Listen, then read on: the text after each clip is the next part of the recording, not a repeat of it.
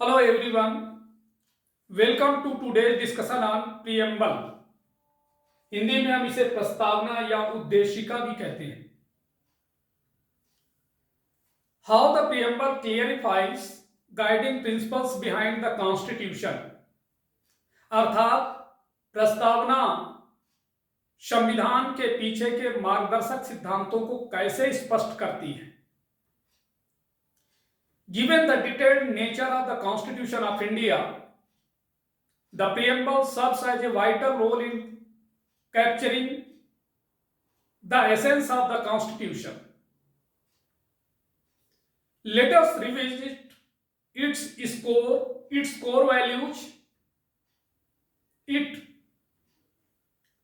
यानी आप ये समझे कि हमारे भारत के संविधान की विस्तृत प्रकृति को देखते हुए प्रस्तावना संविधान के सार को समझने में महत्वपूर्ण भूमिका निभाती है. पूरे संविधान के निचोड़ प्रीएम्बल में प्रस्तुत है.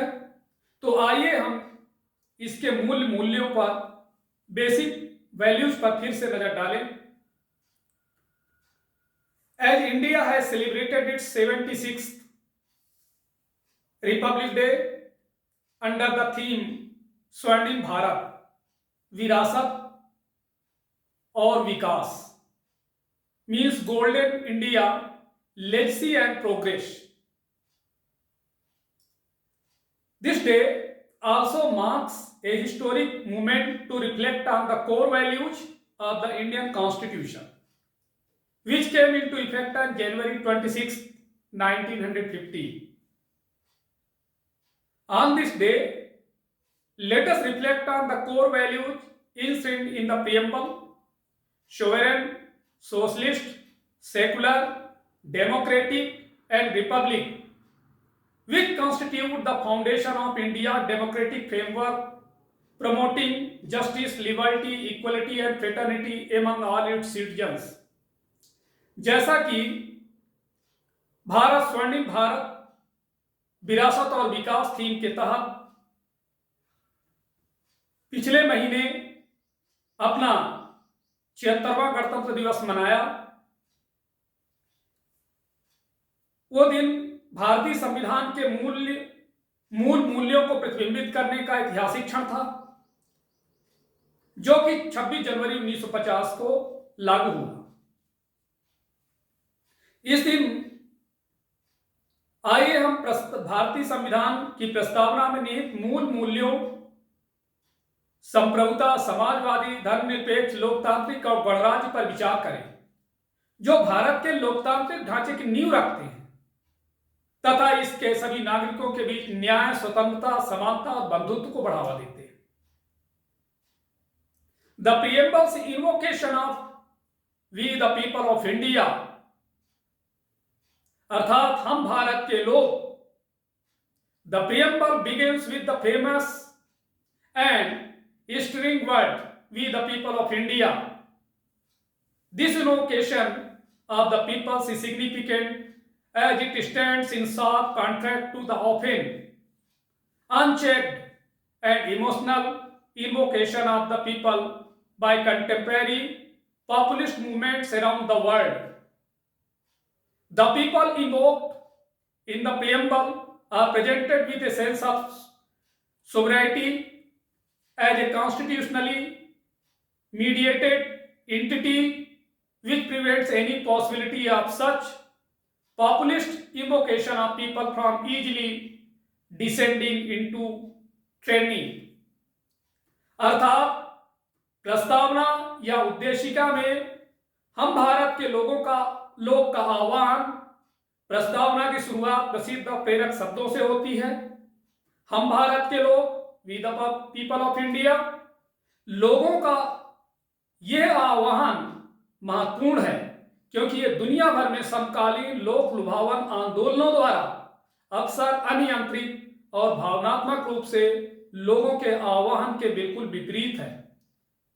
प्रस्तावना में लोगों का आह्वान संवैधानिक रूप से मध्यस्थ इकाई के रूप में संयम की भावना के साथ किया गया है, जो लोगों के ऐसे लोक लुभावन आह्वान को आसानी से अत्याचार में बदलने से रोकता है।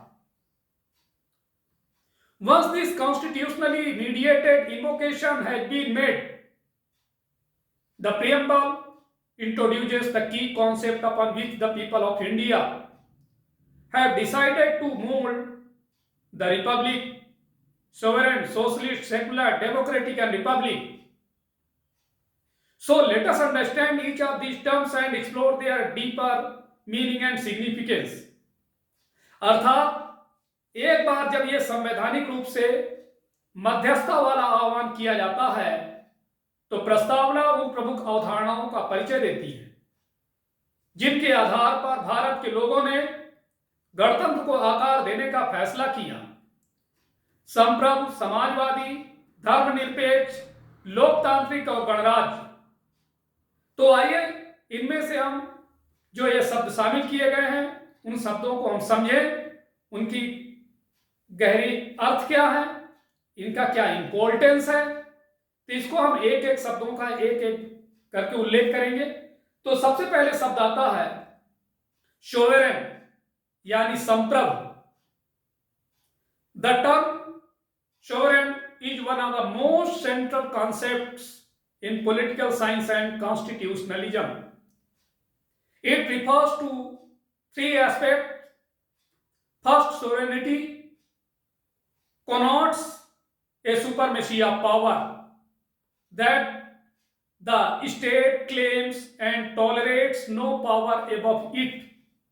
Second, there is no possibility of the insubordination below the state that could threaten its integrity.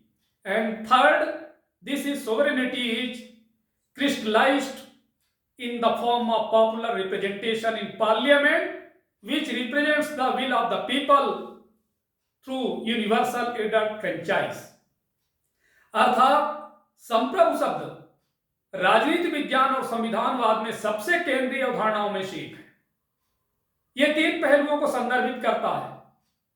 पहला, संप्रभुता शक्ति की सर्वोच्चता को दर्शाती है जिसका दावा राज्य करता है और अपने ऊपर किसी भी शक्ति को बर्दाश्त नहीं करता है। दूसरा, राज्य के नीचे अवज्ञा की कोई संभावना या खतरा नहीं है जो इसकी अखंडता को खतरे में डाल सकता है।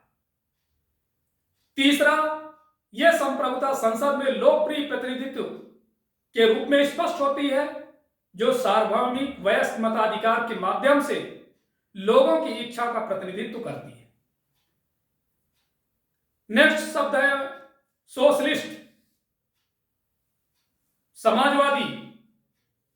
The term socialist was not present in the original version of the preamble. It was introduced into the preamble in 1976 through the 42nd constitutional amendment, along with the term secular. There has been some controversy around the term socialist being part of the preamble.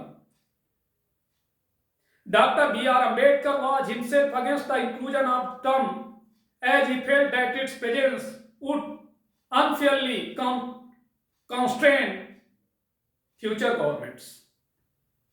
Socialist was also challenged as recently as last year when the Supreme Court, hearing a petition on the matter, ruled in November 2024 that the term socialist should remain as it has acquired a distinct meaning. Many critics have noted how since the 1990s India has embarked upon liberalization policies of free markets perceived as the opposite of socialism. अर्थात प्रस्तावना के मूल संस्करण में समाजवादी शब्द उल्लेख नहीं था। इसे 42वें संविधान संशोधन 1976 के जरिए धर्मनिरपेक्ष शब्द के साथ प्रस्तावना में शामिल किया गया। प्रस्तावना में समाजवादी शब्द को शामिल किए जाने को लेकर कुछ विवाद भी रहे। डॉक्टर भीमराव अंबेडकर ने इस शब्द को शामिल किए जाने के खिलाफ थे क्योंकि उन्हें लगता था कि इसकी मौजूदगी भविष्य की सरकारों को अनुचित रूप से बाधित करेगी। समाजवादी शब्द को पिछले वर्ष भी चुनौती दी गई थी जब इस मामले पर एक पिटीशन पर सुनवाई करते हुए सुप्रीम कोर्ट ने नवंबर 2024 में जजमेंट सुनाया कि समाजवादी शब्द को बरकरार रखा जाना चाहिए क्योंकि इसने एक अलग अर्थ प्राप्त कर लिया है। तो वहीं पर कुछ आलोचकों या कई आलोचकों ने इस बात पर गौर किया कि 1990 के दशक से भारत ने मुक्त बाजार की उदारीकरण नीतियों को अपनाया है जिसे समाजवाद के विपरीत माना जाता है। नेक्स्ट जो है प्रस्तावना में शामिल शब्द है सेकुलर, जिसे हम हिंदी में धर्मनिरपेक्ष कहते हैं। This is again one of the terms whose inclusion has been questioned at various times, but whose presence in preamble has given it a distinctive meaning. The word secular, unlike the way it is understood in the West, does not imply a lack of negation of religion. Instead, it simply means that in the interest of maintaining religious harmony among India's numerous religions and belief systems, the state shall maintain a secular stance. This is an eminently sensible position in a society where religion does play a significant and central role in people's lives. अर्थात यह भी एक ऐसा शब्द है जिसके समावेश पर कई बार सवाल उठाए गए, लेकिन प्रस्तावना में इसकी उपस्थिति ने इसे एक विशिष्ट अर्थ प्रदान किया।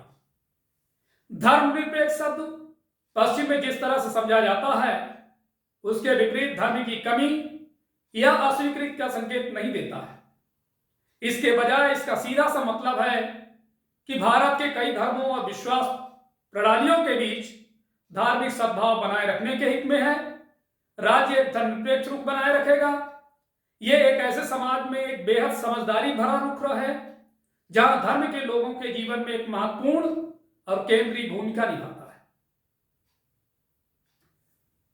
इसी प्रकार से प्रियम्बल में नेक्स्ट शब्द है डेमोक्रेटिक, जिसे हम लोकतांत्रिक कहते हैं। The term democratic has received a significant Indian inflection due to its presence in the preamble and the way democracy has taken root in India.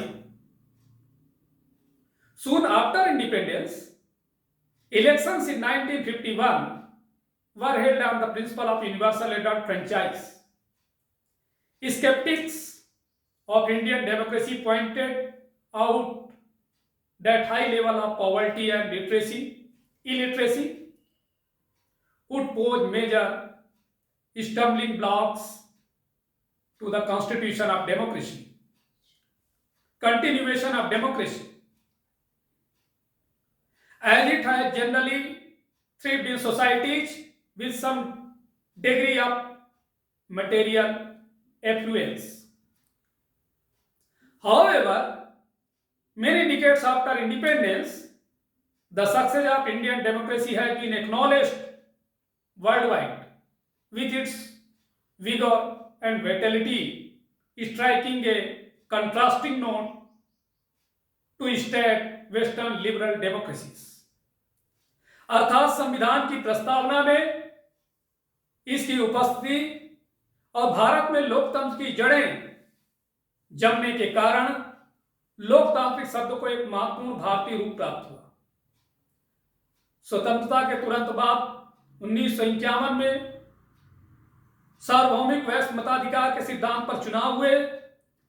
भारतीय लोकतंत्र के संदेहियों ने बताया कि गरीबी और निरक्षरता का उच्च स्तर लोकतंत्र की निरंतरता में बड़ी बाधा उत्पन्न करेगा, क्योंकि यह आमतौर पर कुछ हद तक भौतिक समृद्धि वाले समाजों में पनपता है।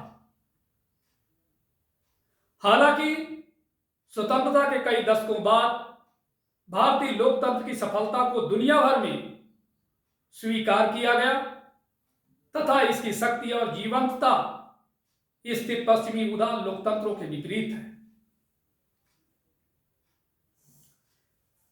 भारतीय प्रस्तावना में नेक्स्ट शामिल वर्ड है रिपब्लिक, जिसे हम हिंदी में गणतंत्र कहते हैं। The term Republic in the preamble hold significance in the historical development of Indian independence from colonial British rule. With independence in August 1947, India attained autonomous dominion status in the British Empire. Dominion status had been a long-standing demand of the national movement, and this also gave rise to the demand for Purna Swaraj, means full independence. First made in 1921 and proclaimed in 1930. It was only with the declaration of India as a republic on January 26, 1950 that we moved beyond the initial autonomy that dominion status gave us.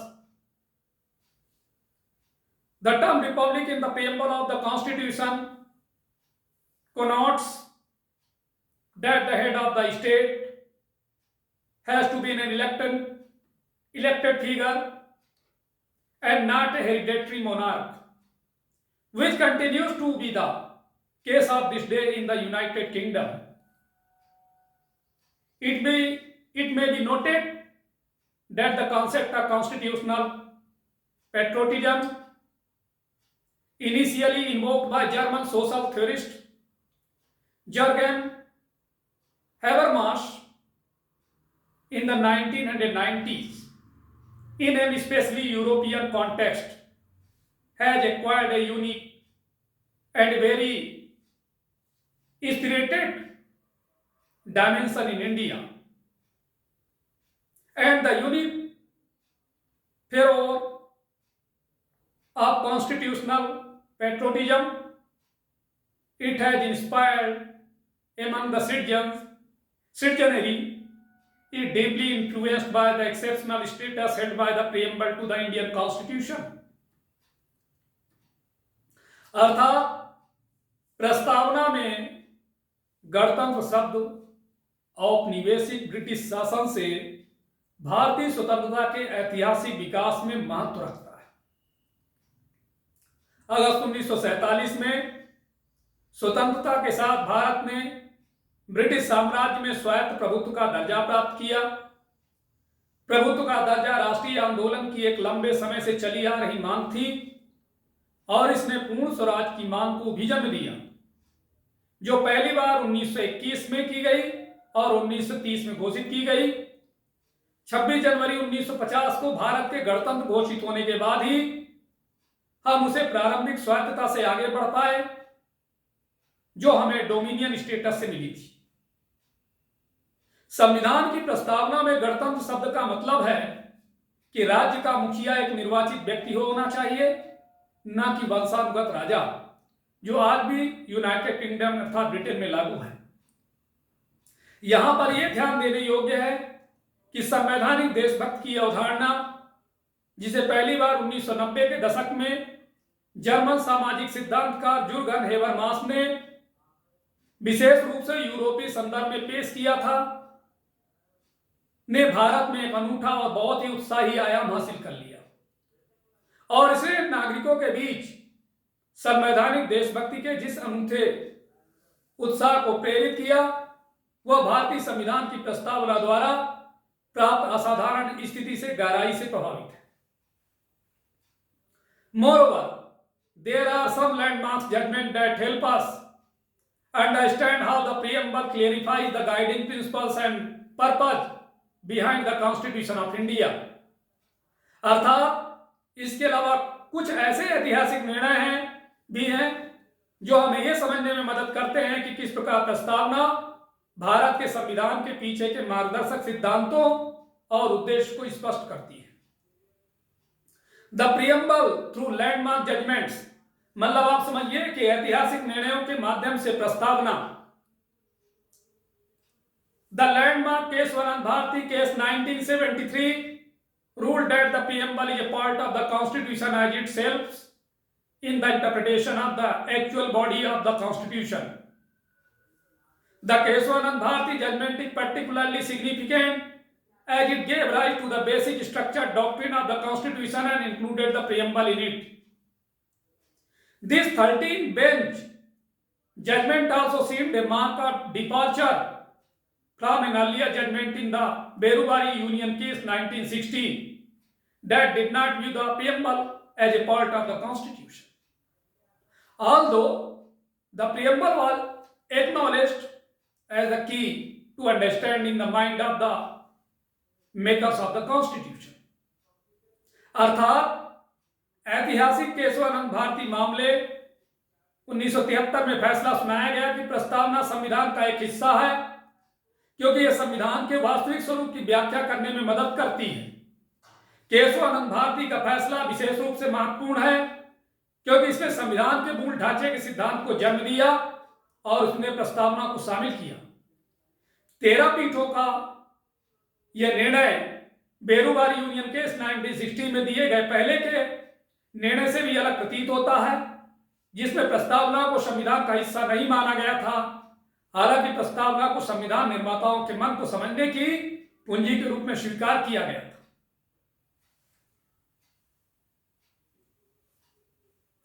The sum of modern constitutions are remarkable documents that act as a political contract that defines the terms on which the people of a country will be governed with justice and legitimacy. The Indian Constitution is the longest written constitution in the world. Given the detailed nature of the Constitution, the preamble serves as a vital role in capturing the essence of the Constitution. संक्षेप में देखें तो आधुनिक संविधान ऐसे उल्लेखनीय दस्तावेज हैं जो एक राजनीतिक अनुबंध के रूप में कार्य करते हैं, जो उन शर्तों को डिफाइन करता है जिनके तहत किसी देश के लोगों को न्याय और वैधता के साथ शासित किया जाएगा। भारतीय संविधान दुनिया का सबसे लंबा लिखित संविधान है। संविधान की विस्तृत प्रकृति को देखते हुए प्रस्तावना संविधान के सार को समझने में महत्वपूर्ण भूमिका निभाता है। तो देखिए, this is the very important topic and this topics relate Indian polity and this topic is very important for civil services exams as well as state PCS exams both.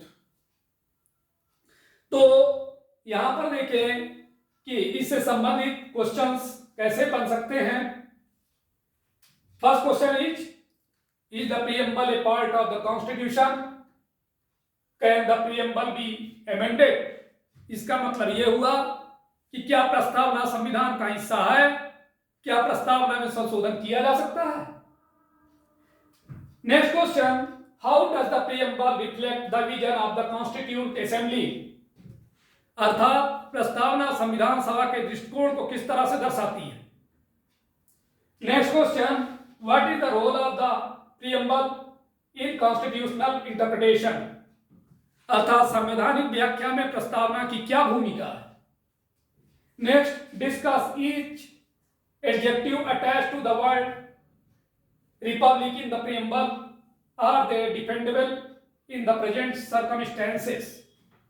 अर्थात प्रस्तावना में गणतंत्र शब्द से जुड़े प्रत्येक विशेषण पर चर्चा करें और क्या वर्तमान परिस्थितियों में उनका बचाव किया जा सकता है।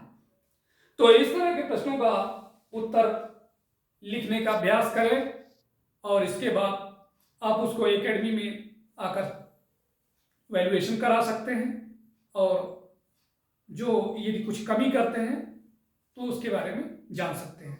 तो आज इतना ही, धन्यवाद।